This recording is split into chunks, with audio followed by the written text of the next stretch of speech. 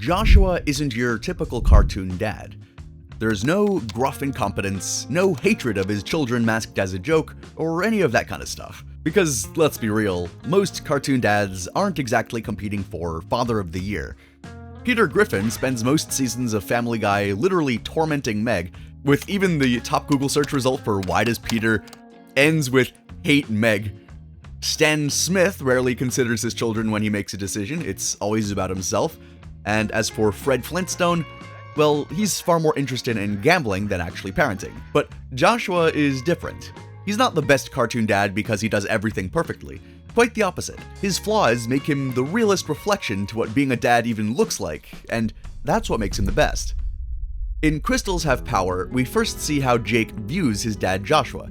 It all starts when Jake accidentally injures Finn during a tough guy contest. I win, Finn! Finn?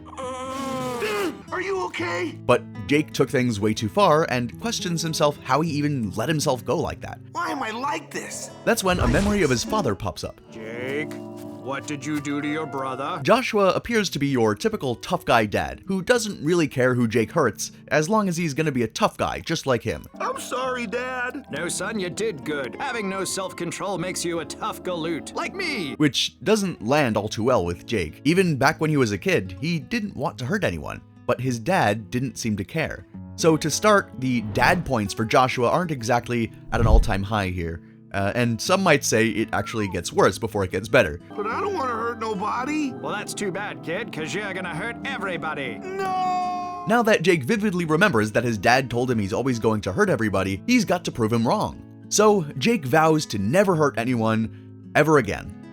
But bear with me, because his memories of Joshua aren't perfect either.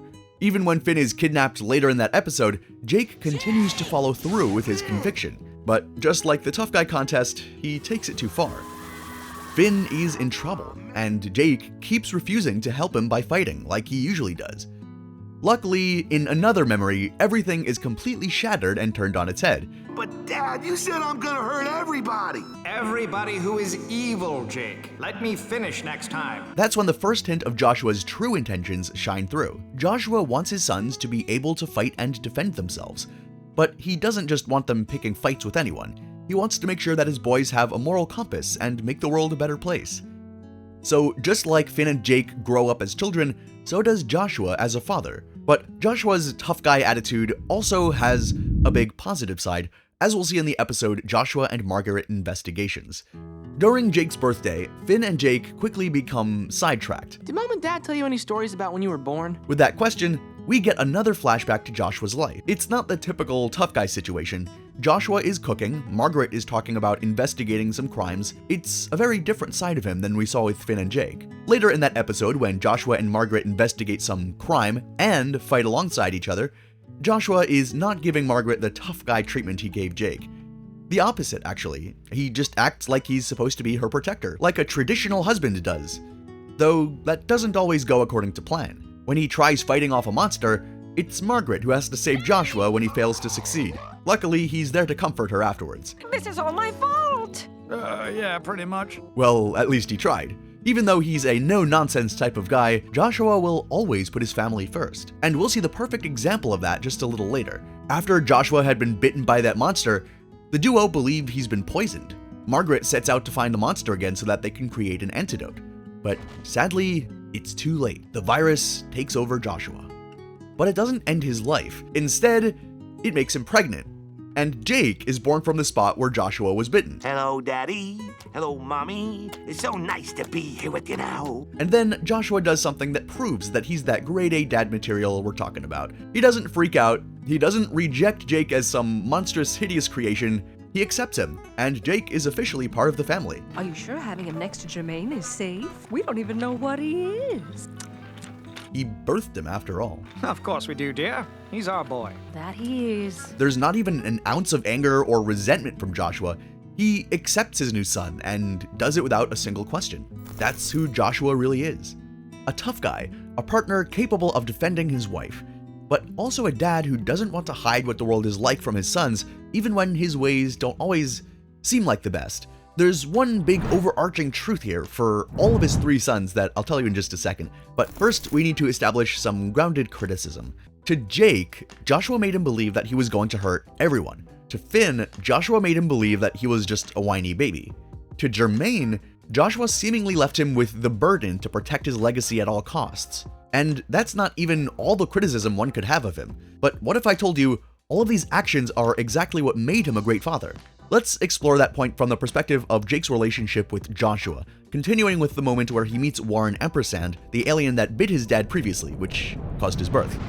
In the episode Jake the Star Child, Warren whisks him off to their alien planet, where Jake also notices how there's paintings of his whole life with Warren in the background. Hey, it's my 5th birthday party, and my graduation, and when I put a snail in my mouth, and when a snail put me in its mouth, and... Jake seems to enjoy his time here, but even knowing his somewhat biological dad, his bond with Joshua can't be replaced. What do you think of your old dad's present? I love it! Still never gonna call you Dad, though. When it turns out that Ampersand was actually just secretly using Jake to reclaim his powers, it's Joshua's advice that saves Jake in the end. The same tough guy way of raising him, the same part that seemed too harsh, is exactly what made Jake strong enough to survive. Belt switch! But how? Old-fashioned grifting, you rube! Every single survival instinct, every bit of knowledge that Jake has, was given to him by his dad.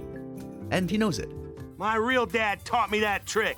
Even if Joshua hadn't always been perfect, Jake loves him. Even if Joshua used some difficult teaching methods, Jake learned and loved him anyway. Another great example of Joshua's incredible influence comes at the very end of the episode, when Warren threatens to siphon the powers of Jake's pups. If you destroy me, you'll be stuck on that rock forever! My pups are worth it. There's no better sign of how a dad raised their kids than how those kids act when it matters. Jake is willing to sacrifice everything for his pups, just like Joshua did for him. But that's not the only way Joshua shaped Jake. In Jake the Dog, the way Jake ends up bonding with Prismo the Wishmaster isn't about destiny or lore. It's just their mutual love of pickles, a hobby that Jake shared with his dad.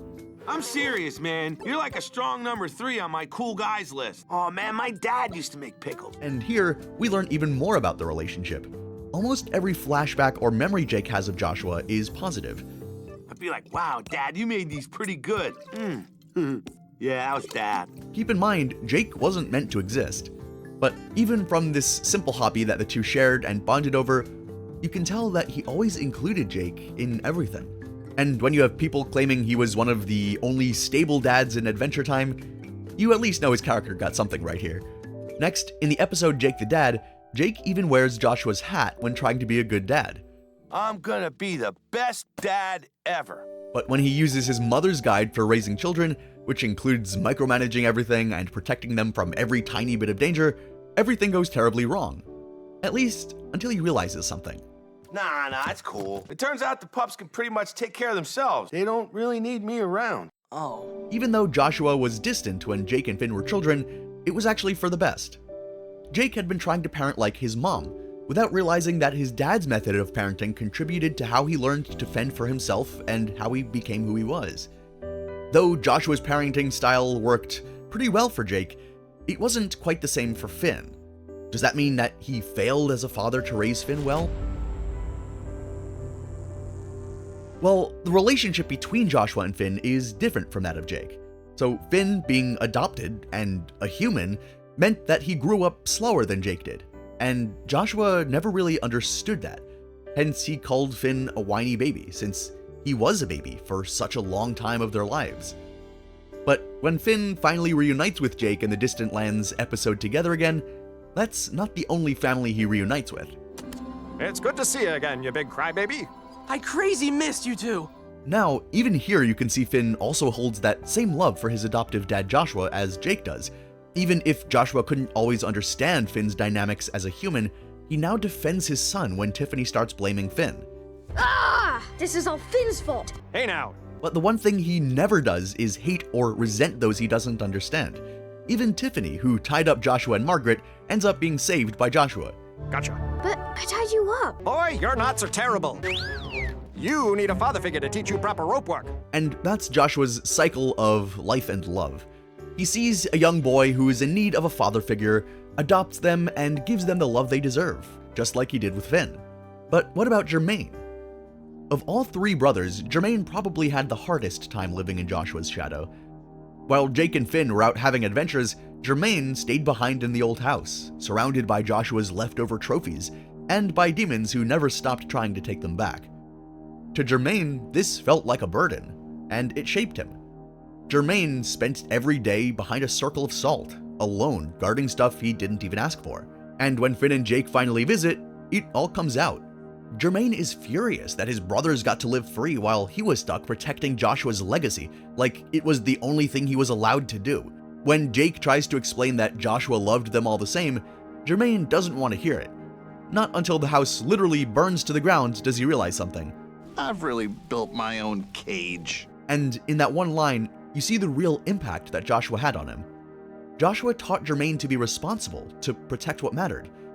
But Jermaine took it so seriously that he forgot how to live for himself and forgot what really mattered. And yet, that's not the end of his story. In Orb, Jermaine reappears in Jake's dream. He's left the old house behind and started painting landscapes, finally doing something for himself. Later, in Abstract, he explains that he's moved on to painting abstracts because he's tired of repeating the same patterns over and over. For the first time, Jermaine isn't just protecting something, he's exploring who he is. He learned about responsibility and defending about what matters from his dad in the way he did.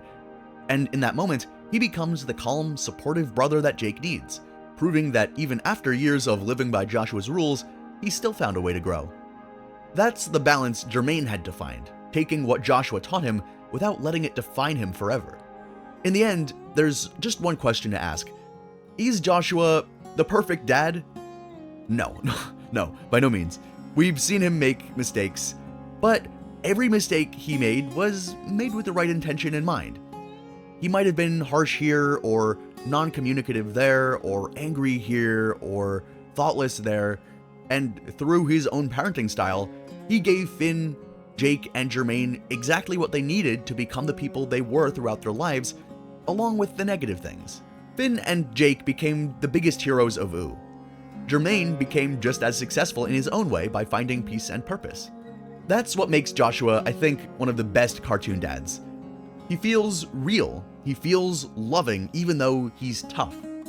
He feels like he cares for all of his children equally, even though he's a magical talking dog who kills demons. A lot of the times, our parents pass things on to us that we have to protect our own children from, because we don't want to give our children the same negative treatment that we got from our parents. We want only to give them the positive things.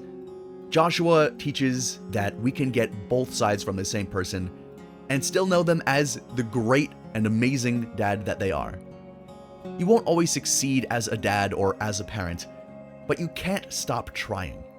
You have to raise them to be just as cool as Finn and Jake, and if you don't do that, well, what's even the point? I mean, like, kids not as cool as Finn? Like, come on.